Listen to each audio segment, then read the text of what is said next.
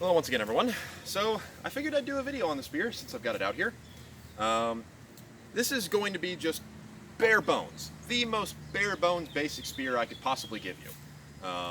This would be the stuff that I would teach you en masse. This would be the stuff I'd teach you for formation fighting or even for one-on-one because it's simple and it works. It pretty much just boils down to control the center line, lunge with structure, recover, etc. I'm using my longer spear at the moment. This would still work just fine with a shorter spear, except you might have to do a little bit more gathering steps to get in. I'll show you how to do that, no worries.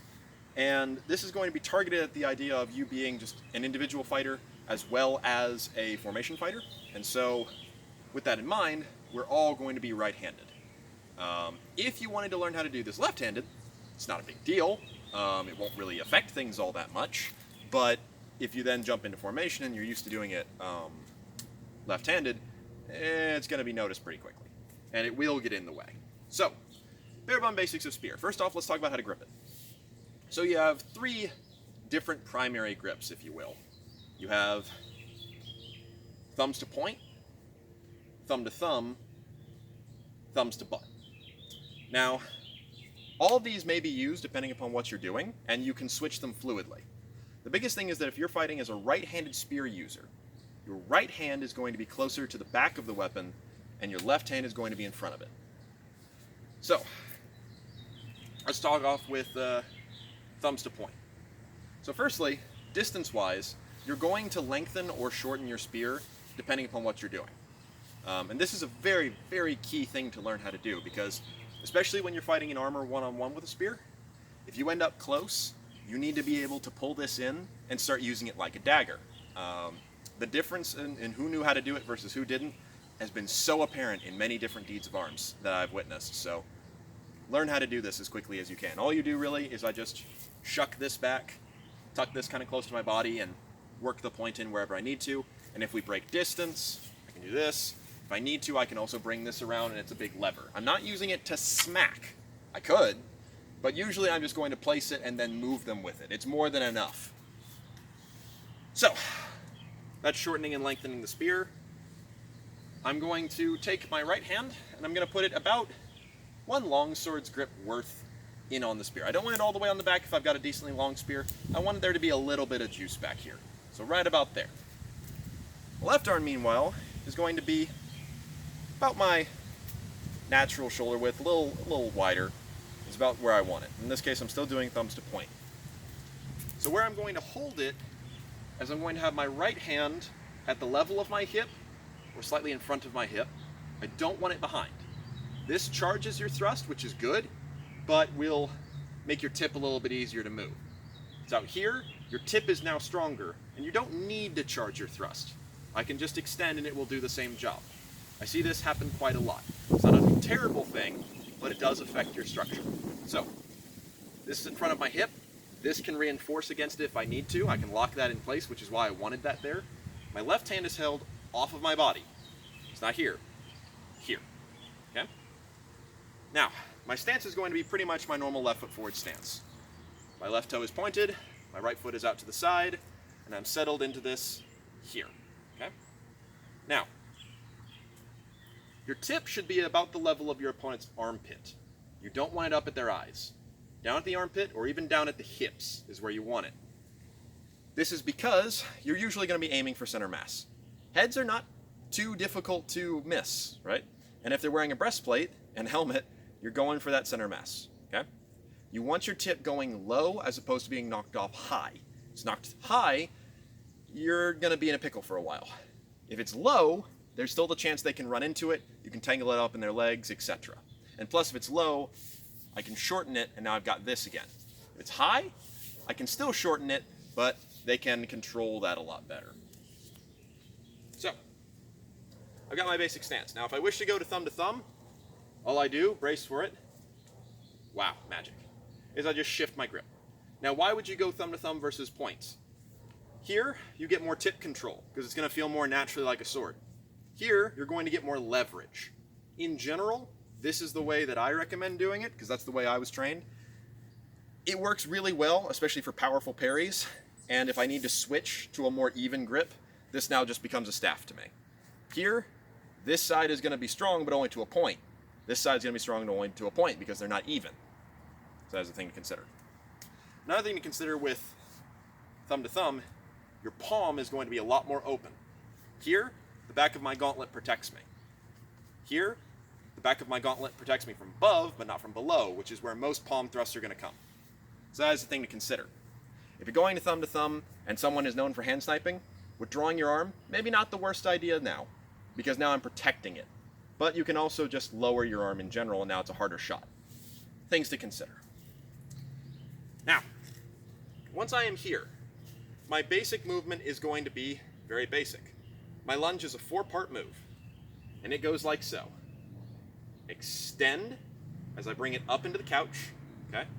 You want to cradle this. So my right hand is here, and it's going up and in, like that. It's not flaring out to the side. It's curling and tucking my elbow into my body. My left hand, meanwhile, is doing the same thing. It's rolling in. So my elbows are basically just coming in until it locks. That's where I want it. Now as I do my extension here, I'm going to lean a little into it, lock it to my body. At that point, I'm going to extend into my lunge. This is going to be a small lunge. I'm not doing my full rapier lunge. I ended up going a little further than I wanted to because I'm on a slope, but I'm just going to extend my back leg, plant my front foot, and I should end up here. The reason I don't want a full lunge, I want a relatively conservative lunge, is because if I miss, I need to recover. If I hit, I need to be ready to bring this up and then thrust in. That's that gathering step I was talking about a minute ago. When you hit male, you're probably not going to drop them instantly. They may not even feel it. You're going to need to push in and manipulate them. This has 2 reasons. Number 1, scoring. You have to show that you're actually making pressure to get a judge to see it. Number 2 is historically, again, male does its job. If you get in there, it may hurt him significantly. It may do nothing. At the very least, if you continue to push, you force his shoulder or his hips or what have you back, now you're compromising his structure, you can control him a lot better. It's the same thing as grabbing onto a joint and manipulating it that way. It's just you're doing it with a spear point. So, here I be. I'm going to extend, lunge. Now I am going to recover and then bring my spear back down. Okay? The reason I keep this out is because he might be coming at me. I still want that spear point in front of me. If I just boom and then pop right back up, odds are I'm probably going to get attacked in that moment. If it's out here, it's still a solid object he has to move. So, 4-part drill, here it is. 1, 2, 3, 4. 1, 2, 3, 4. Okay? Very simple to do. Now, let's talk a little bit about if you are a back ranker. So, 2nd rank, 3rd rank, etc. This is where the thumbs to butt kind of comes in. If I'm in the back rank, I'm probably going to be fighting like this, as I said in my running video. So that way I can thrust over. Not that you won't do this in the front rank ever, but in general, if you're a 2nd ranker, this is how you're fighting. I'm also guarding the guy in front of me against overhead blows. What you'll sometimes find is that switching your backhand around makes this even better. I'm basically just using a harpoon. You will do either way. Either way works, but we're going to go ahead and do thumbs to butt because we haven't done it. And there's no real immediate disadvantage. I suppose if you're here and you suddenly need to go to here, you do have to do a grip transition, but it's so small. As opposed to if you're just here, you come straight down. It doesn't really impact things. So, if you're a back ranker, your thrusts are going to look a bit like this. Rather than couching, I'm going to extend, boom, and I'm going to lunge, small, and recover. Now, oftentimes as a back ranker, if you're actually attacking, you're probably just doing it with your body. But you might as well practice your lunge while you're here. Make sense? Otherwise, same as if you're a front ranker. Now, one-on-one, I don't recommend going up here very often. The only times you're going to go high is if you're driving it into a low target or something along those lines. Because really, if you go high, it's pretty easy for me to exploit your openings.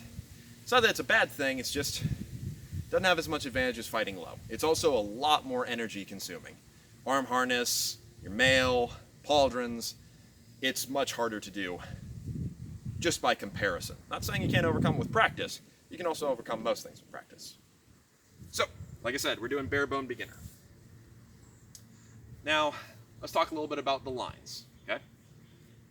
You have a total of 4 lines of attack coming at you. Technically 6, but more like 4, okay?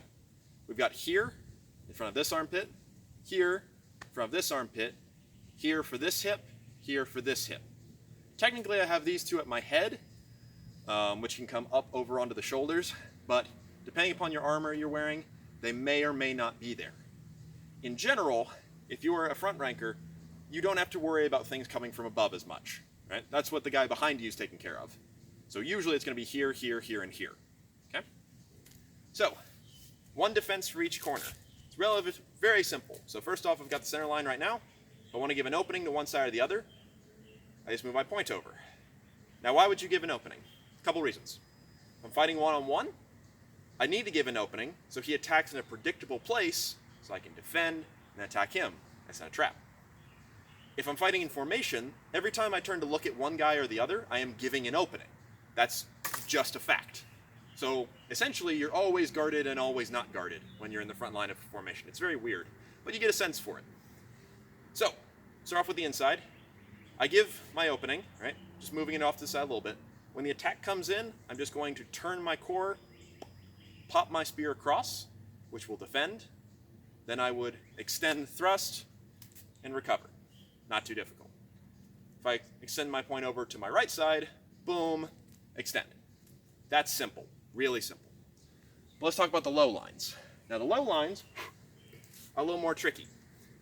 If someone thrusts from my hip and I'm up here, I may catch it this way, but odds are I'm not going to. Better instead is if I raise my hand and defend in this manner. Here or across this way. Boom, boom. Those are my low parries. Now immediately following them, my point is out of position, so how do I defend myself? I'm going to lower my right hand, leaving my left hand where it is, and just return into their hip.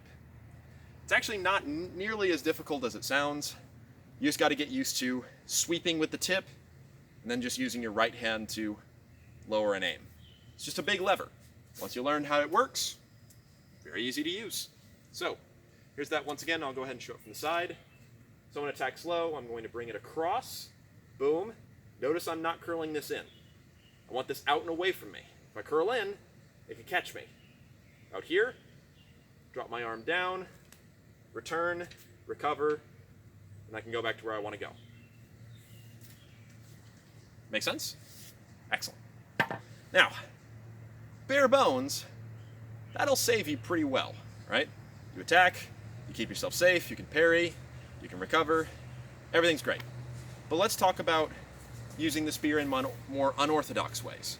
Because we've gone over the basic, why not go over some other funny things? So, firstly, if you ever wish to throw the spear, why would you throw your spear? There are a myriad of reasons. But if you ever wish to throw the spear, you don't want to throw it from here, right? You can do a flung thrust, and let's go ahead and talk about the flung thrust first. Because that's kind of throwing the spear. That's more casting the spear as opposed to throwing it. But when it comes to a flung thrust or a pool cue, what this is I'm going to relax my front hand and push my right hand up to it so it extends out. This is basic spear fighter's first trick. Okay? Now, flung thrusts are in general a good thing. They're a very useful tool. They're very quick. If they land, they can still be decently devastating. However, 2 things to consider. Number 1, under the rules of our game, the rules of the melee that we usually play under, right, or armor in general, flung thrusts won't get through mail. They just don't have the force behind them. Now, you could argue for several hours whether or not they do, whether or not they don't. I don't care. That's what we all agreed on, so that everyone wasn't just doing that, because we don't see that very often in the manuals. So, flung thrust against mail, not going to do a whole lot. Second thing is that if someone parries a flung thrust, you're here. Not very good for defending yourself. So when do you use a flung thrust? There are 3 times to use it. Number 1, when someone is fixating on your tip and they have a big opening. So let's say, for example, you're fighting someone in a kettle helmet. You can see their eyes, right? If they're fixating on the tip of your spear and you're kind of keeping in the center and they're, looking to knock it aside or something along those lines, usually with an aggressive knock. Wait for them to be fixated on it and then just extend it at their face.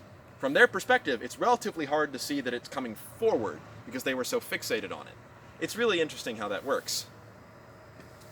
That's one time. The second time is if you're retreating. So, for example, someone has come in and I'm not looking to engage. I'll parry as I step back, flung thrust as I gain some distance. Because at the very least, it's something they have to deal with. Even if it just comes to right about here, they can't go any further forward or they walk into the point. So that's another thing. The third time you're going to flung thrust is if you are unarmored or armored and you're against very lightly armored multiple opponents. Don't waste your time trying to lunge well against each one. You might need to on occasion, but you need to kill some of them quickly and even out those numbers. So if I'm against 3 opponents, which is usually where these fights end up happening, the second I see an opening against someone, blitz them. Just absolutely blitz them. If they parry, gain some distance, get ready to fight the next one, and just keep that coming. Keep them at your range and keep them afraid of you. So that's the time I recommend it. In fact, a good example of this particular style is in our melee video that's up on the channel. At one point, Nicholas, who is wearing a black gambeson, just rolls the whole enemy line by doing flung thrust after flung thrust as he moves his way across the side. So that's a really good example of that, and he did so well. But anyway, situational. No one was trying to parry him, so it was great to just maximize range and hit them in their unarmored heads. So that's the flung thrust. Now the flung thrust does have a recovery. That being, I'm going to get some range here. If I flung thrust out and I get parried, I can bring this around and strike with it. One-on-one spear? Great. Formation, I just KO'd like 3 of my guys. Not going to come up a whole lot. Also, usually not allowed. If you do it with control, it's one thing, but you need to have a conversation with your partner as to whether or not that's okay in your sparring. You need to practice it a lot, get the ability to slow that down, etc., because that can just destroy someone's head. Mask or not, helmet or not sometimes. So, keep that in mind. Now, throwing the spear. That was the bit I was getting to. Don't throw your spear like this. It's not going to go all that well. Okay? Will it go a distance? Yeah, sure, it'll fly, but for comparison, I'm now going to throw my spear down that way, and you will see. Hopefully the glare for the camera isn't too bad. So, let's throw the spear some, shall we? Throwing it this way. Intimidating. I am shocked and amazed at how terrifying that was. I don't think it killed anyone.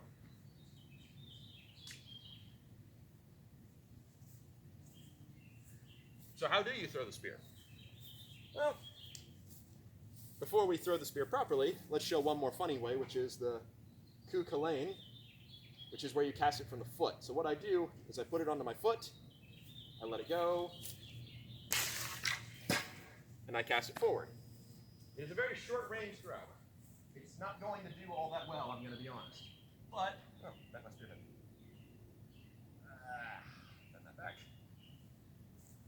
As a surprise technique, maybe. In general, though, not that great. The final spear throw is the way I recommend it, which is, this is especially good if you switch your hand around. I'm going to raise up, throw it like a javelin. Okay? Much better way of throwing the spear. So, it's also great if you're fighting with the spear in one hand. Usually you're going to be fighting up here. Boom, I can throw this at any time. So, from basic front ranker perspective, here I am. I'm going to just raise up. I bring my right hand up kind of to the middle if I can. If I don't have time, I can still throw it from here. I'm going to just chuck it. I'm not throwing this particular one because I don't want it sticking in the ground. But that one's decently devastating and really the proper way to throw the spear. So, that's how I recommend doing that. Now, interesting thing, sometimes you don't actually have to throw the spear. Sometimes just the threat of the spear being thrown is enough.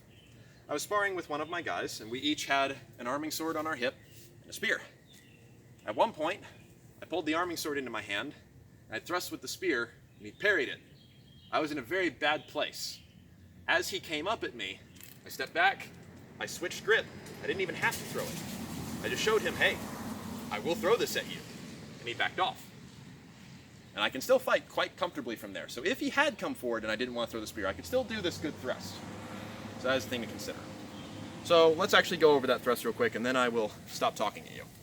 So, this grip can also come up if you are, for example, I've shortened the spear thumb to thumb, or what have you. I'm fighting in here, up to there, boom, I can thrust this way, or I can still fight this way.